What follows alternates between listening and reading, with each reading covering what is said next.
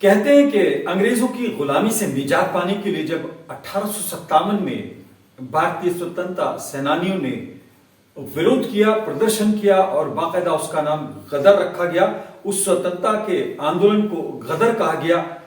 उसके बाद अंग्रेजी हुकूमत को लगा कि अब भारत की जनता को अगर कंट्रोल करना है तो उसके लिए कुछ और मेजर्स भी करने होंगे, और उसके ही दिशा में अगर बात करें तो लगभग 4 साल बाद 1861 में पुलिस एक्ट बनाया गया, इंडियन पुलिस एक्ट, और पुलिस को पावर्स दी गई।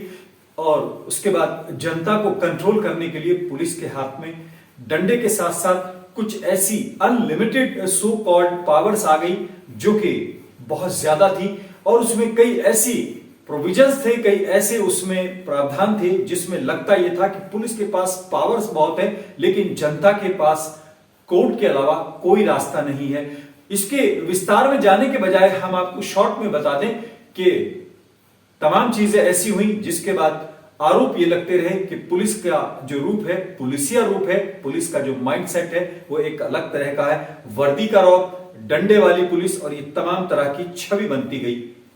भारत आजाद हो गया है लेकिन पुलिस एक्ट या पुलिस का जो एक प्रोविजन है जिसके तहत वो काम करती है वो 1861 का ही है।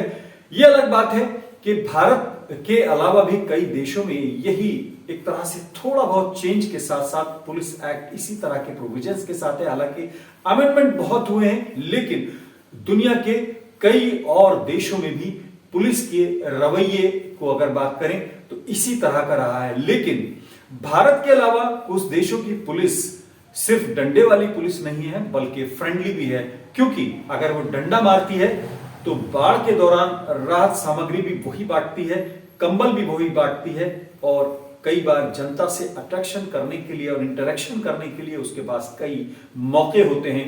अगर किसी को वेपन का लाइसेंस चाहिए तो पुलिस को पावर्स होती हैं। लेकिन हमारे देश में अगर आपको हथियार का लाइसेंस लेना है तो पुलिस की रिकमेंडेशन तो होगी लेकिन फाइनल अथॉरिटी डीएम साहब यानी डिस्ट्रिक्ट मजिस्ट्रेट या कलेक्टर साहब होंगे। और ठीक इसी तरह से अगर किसी शख्स को बैड एलिमेंट या गुंडा या शहर बदर या जिला बदर किया जाएगा तो पुलिस की रिकमेंडेशन के ऊपर फाइनल मोहर एडीएम या जिला प्रशासन लगाएगा। यानी एक ऐसा फेडरल सिस्टम जिसमें पुलिस और प्रशासन का समन्वय, सहयोग और एक तरह से चेक एंड बैलेंस बना रहता है। लेकिन धीरे धीरे कुछ एक्सपेरिमेंट किए गए और उसके बाद कुछ चीजें ऐसी हुई जिसमें पुलिस के अंदर बदलाव आया। नतीजे के तौर पर आहिस्ता आहिस्ता कई जगहों पर पुलिस कमिश्नरेट बनाया गया, और एक तरीके से चाहे मुंबई पुलिस हो, बॉम्बे के बाद मुंबई कहा जाने लगा, चाहे दिल्ली पुलिस हो, चाहे आप और जगह की बात करें, ये एक परिवर्तन हुआ और चीजें हुई। लेकिन इसके नेगेटिव और पॉजिटिव एस्पेक्ट्स के हट के हम बात करेंगे तो कुछ जगहों पर अगर ये चेंज आया तो उसमें ये चेंज भी आया कि पुलिस अब सिर्फ डंडे वाली पुलिस नहीं बल्कि अगर आप वेपन का किसी को लाइसेंस लेना है, हथियार का लाइसेंस लेना है तो डीसीपी लाइसेंस की एक तरह से शरण में जाना होगा। जबकि जहां पर ऐसा सिस्टम नहीं है वहां पर पुलिस चौकी से लेकर ऊपर तक एसएसपी महोदय तक की और एसपी महोदय तक की रिकमेंडेशन के बाद फाइनल मोहर डीएम साहब लगाएंगे, कलेक्टर महोदय लगाएंगे। या अगर गुंडा किसी को या किसी को जिला बदर करना है या गुंडा एलिमेंट घोषित करना है तो उसमें पुलिस की रिकमेंडेशन के बाद जिला प्रशासन उस पर फाइनल मोहर लगाता था। लेकिन जहां पर कमिश्नरेट हो गया है वहां पर ये पावर्स अब सिर्फ पुलिस के पास है। डीसीपी लाइसेंस हो या फिर जो है कमिश्नर के अधिकार में ये चीजें आ जाती हैं कि किसको गुंडा बनाना है या किसको ये घोषित करना है कि उसको जिला बदर किया जाएगा। बहरहाल ये 2 मिसालें हमने दी हैं, लेकिन ऐसे बहुत एग्जाम्पल हैं जो एक तरह से सत्ता का हस्तांतरण भी होता है और कहीं ना कहीं पुलिस को पावर्स बहुत मिल जाती हैं। लेकिन अगर इसको देखा जाए तो जिम्मेदारियां बढ़ जाती हैं।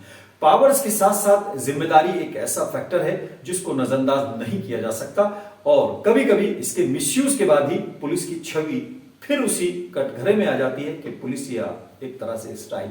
बहरहाल छोटी छोटी घटनाएं कभी कभी इतिहास बन जाती हैं।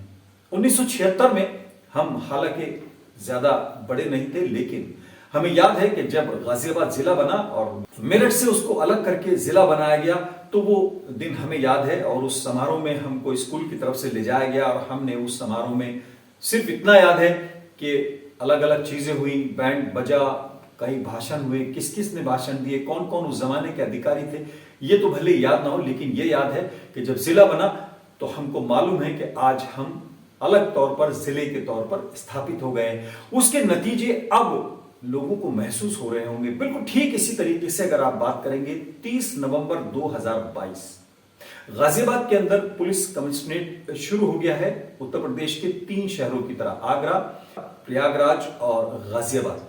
हमने गाजियाबाद के अंदर पुलिस कमिश्नर बने अजय कुमार मिश्र जी की प्रेस कॉन्फ्रेंस अटेंड की और उस ऐतिहासिक पल को महसूस किया, जो कि अगर देखा जाए भले ही छोटी सी घटना हो, लेकिन एक इतिहास है इस लिहाज से कि यहां पर गाजियाबाद जिले में अब सत्ता का एक तरह से कहीं ना कहीं हस्तांतरण कहेंगे, एक ट्रांसफर ऑफ पावर्स कहेंगे, या फिर कहीं ना कहीं डिस्ट्रीब्यूशन ऑफ लायबिलिटीज और रेस्पॉन्सिबिलिटीज भी हो सकती हैं। क्योंकि जो काम अभी तक जिला प्रशासन के फाइनल मोहर के बाद होता था, उनमें से बहुत से काम अब पुलिस के पास आ जाएंगे। पुलिस को वो पावर्स हो जाएंगी कि वो उसको फाइनल कर सके, या पुलिस को कुछ ऐसी फोर्सेस, एक्स्ट्रा फोर्सेस मिलेंगी, ऐसे एक तरह से पुलिस बल मिलेगा, लोगों की संख्या बढ़ेगी, जिसके बाद उसकी एफिशिएंसी को बढ़ाने की कोशिश की जाएगी। और ये एक उम्मीद की जाएगी, एक यकीन दहानी की जाएगी कि जनता की अपेक्षाओं के अनुरूप पुलिस काम कर सके और लॉ एंड ऑर्डर को मेंटेन कर सके।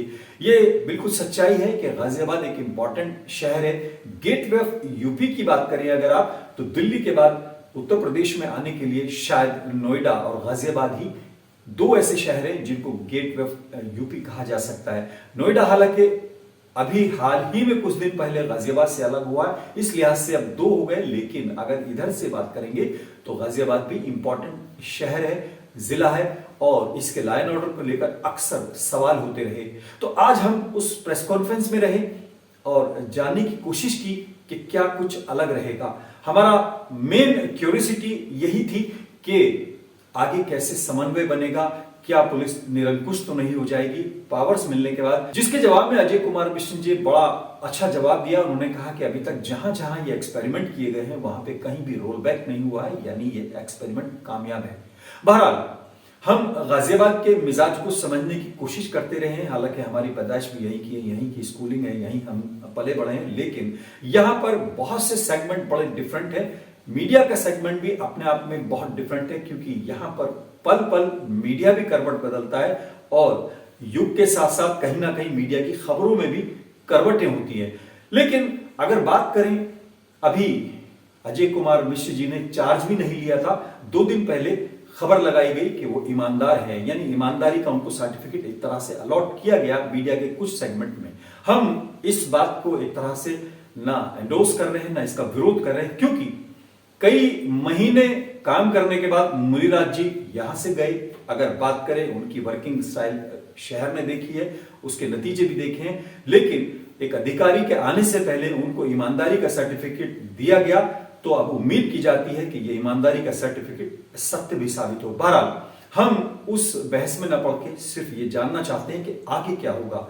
हालांकि ये जल्दबाजी होगा, अभी कुछ भी राय देना, कुछ भी बात कहना जल्दबाजी होगा, और इसके लिए भी अजय कुमार मिश्र जी ने बाकायदा ये कहा कि मुझको अभी देखा जाए, 2-3 महीने बाद मेरे काम को असेस किया जाए और उसके बाद ही उसका रिपोर्ट कार्ड तैयार किया जाए। यानी उन्होंने भी ये कहा कि राय मशवरे के बजाय इंतजार किया जाए, कोई सर्टिफिकेट देने के बजाय या कोई राय कायम करने के बजाय इंतजार किया जाए। बहरहाल कुछ अंश खास हम आपको बताते हैं कि अजय कुमार मिश्र जी ने अपने बारे में क्या बताया और क्या उन्होंने अपना परिचय दिया और क्या उनका वर्किंग स्टाइल रहेगा, इस पर हम आपसे विस्तार से बात करेंगे। लेकिन सबसे पहले एक ब्रीफ इंट्रोडक्शन उन्हीं की जबानी आपको सुनवाते हैं।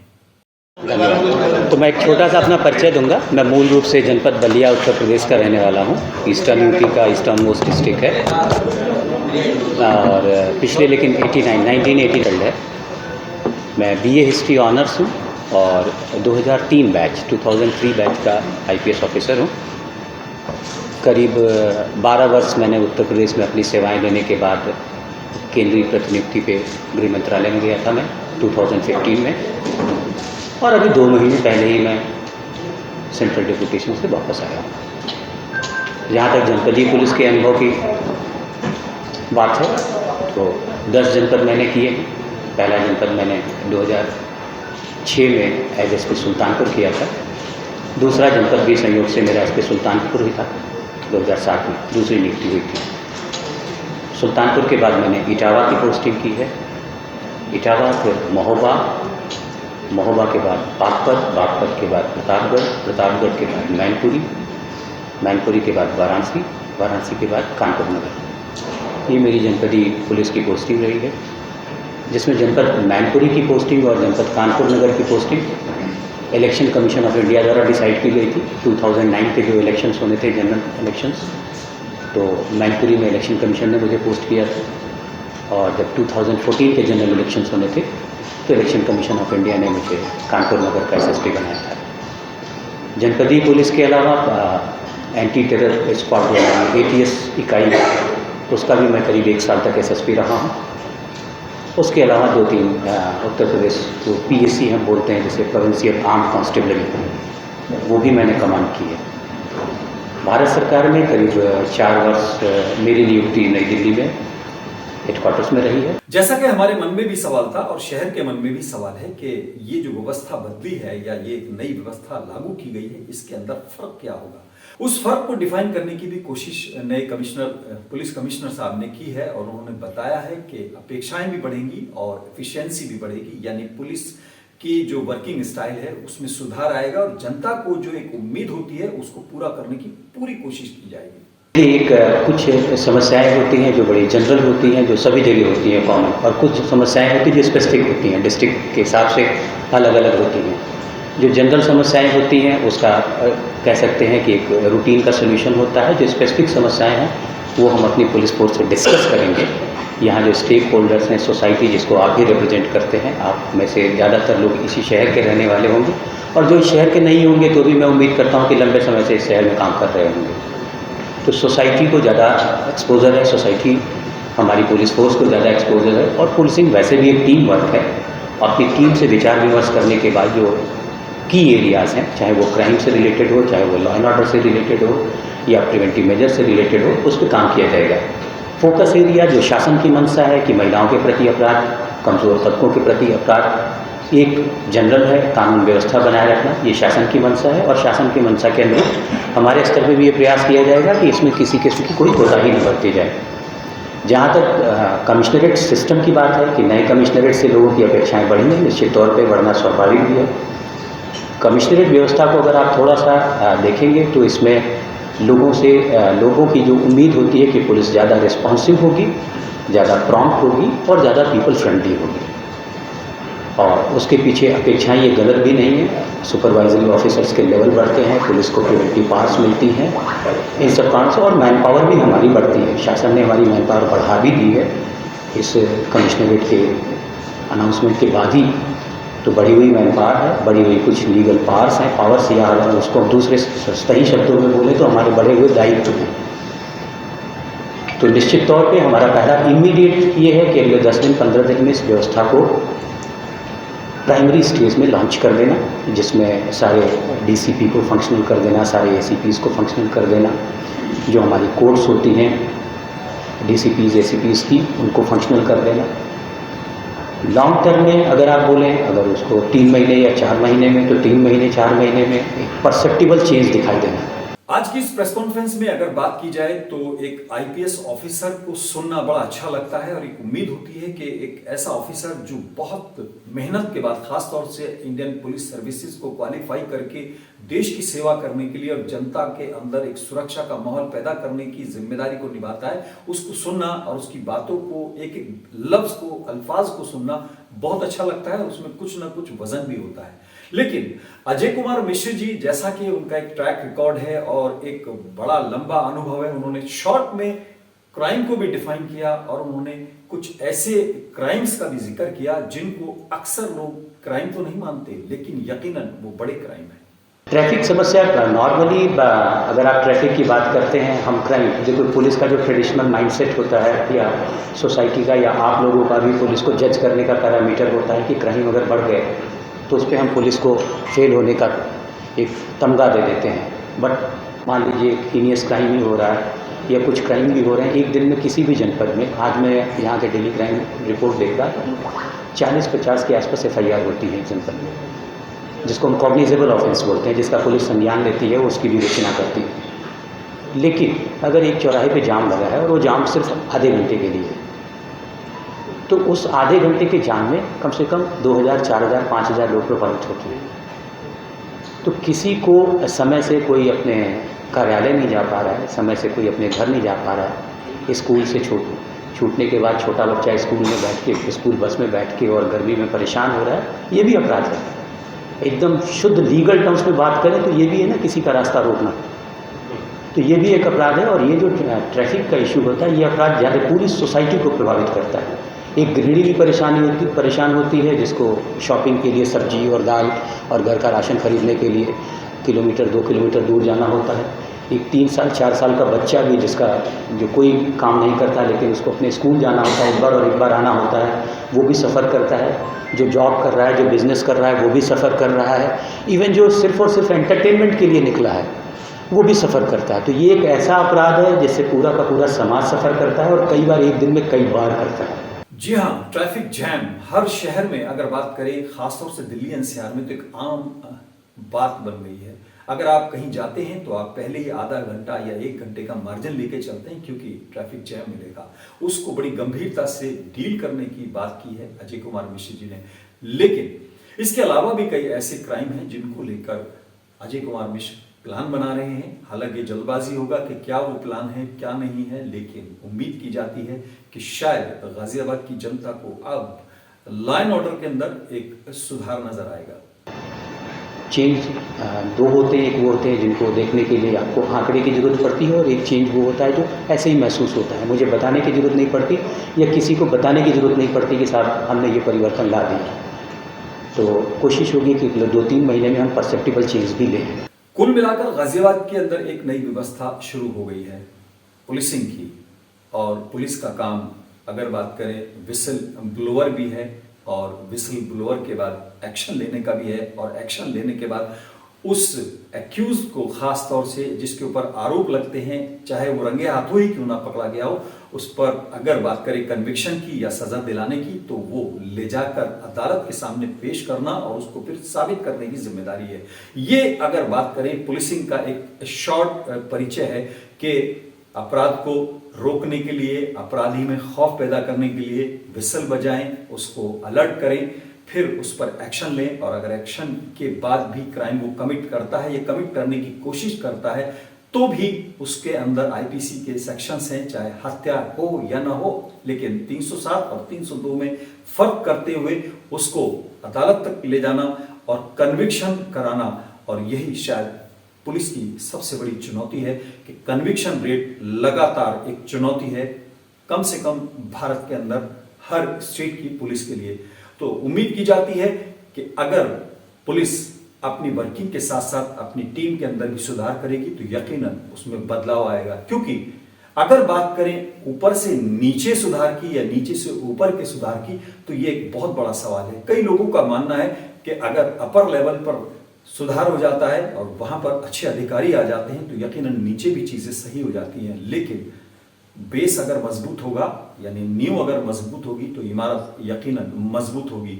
तो सबसे पहले शायद अगर चुनौती होगी अजय कुमार मिश्र जी के लिए, तो अपने फील्ड यूनिट को एक्टिवेट करने की होगी, अपने उन तमाम साथियों को और अपने उन तमाम कलीग्स और अपने उन सब तमाम सबऑर्डिनेट्स को एक तरह से इक्विप करने के लिए, उनको मोटिवेट करने की शायद सबसे बड़ी जिम्मेदारी होगी, जिसको फील्ड यूनिट कहा जाता है। आमतौर पर इस पर चर्चा नहीं होती, लेकिन किसी भी अपराध को अगर बात करें कन्विक्शन तक पहुंचाने के लिए, किसी भी क्रिमिनल को कन्विक्शन तक पहुंचाने के लिए, एविडेंसेस को कलेक्ट करने के लिए फील्ड यूनिट का बहुत बड़ा योगदान है। शायद अपराध होने के बाद सबसे पहले पहुंचने वाले अधिकारियों में अगर फील्ड यूनिट भी होती है तो यकीनन चीजें बहुत बेहतर हो सकती हैं।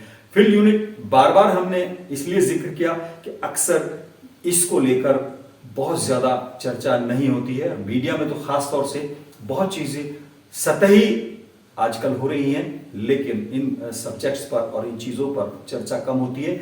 सबसे बड़ा सवाल यही है कि पुलिस की पुलिसिंग और खासतौर से पेट्रोलिंग ऐसी प्रॉम्प्ट हो कि अपराधियों में खौफ हो और अपराधियों को लगे कि अब व्यवस्था बदल गई है।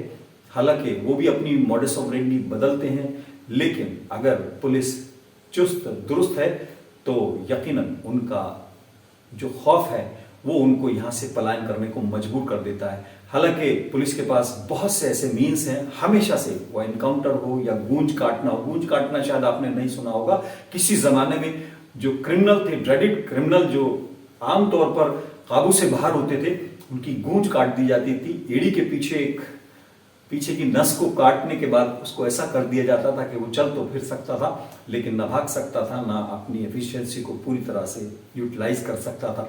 बहरहाल गूंज काटना हो या फिर एनकाउंटर में ढेर करना हो या फिर एनकाउंटर में गोली छूते हुए निकल जाए, ये बहुत अल्टीमेट ऑप्शंस होने चाहिए। पुलिस का इकबाल और पुलिस का खौफ ही अपराध को रोकने के लिए शायद सबसे ज्यादा जरूरी है। और इसके लिए अजय कुमार मिश्र जी शायद प्लान बनाकर आए होंगे, क्योंकि उनका वर्किंग स्टाइल और उनका जो ट्रैक रिकॉर्ड है बहुत शानदार है। केंद्र से लेकर यूपी तक उन्होंने तमाम उन जगहों पर काम किया है जहां से न सिर्फ अपराध डील होता है बल्कि अपराध कंट्रोल भी होता है। एटीएस एंटी टेररिस्ट जो स्क्वाड है, जो यूनिट है, उसके साथ साथ उन्होंने कई ऐसे विभागों में काम किया है जो अल्टीमेट क्रिमिनल्स को टारगेट करने के लिए बनाए गए हैं। बहरहाल एक बधाई के साथ गाजियाबाद की जनता को अजय कुमार मिश्र जी का भी वेलकम हम करते हैं गाजियाबाद की आवाम की तरफ से, जनता की तरफ से, और उम्मीद करते हैं कि गाजियाबाद की जनता को यकीनन अपराधियों से और अपराध से निजात मिलेगी, कम से कम सुकून के लेवल पर तो यकीनी तौर पर। आज फिलहाल इतना ही। अपने मेजबान आजाद खालिद को इजाजत दें।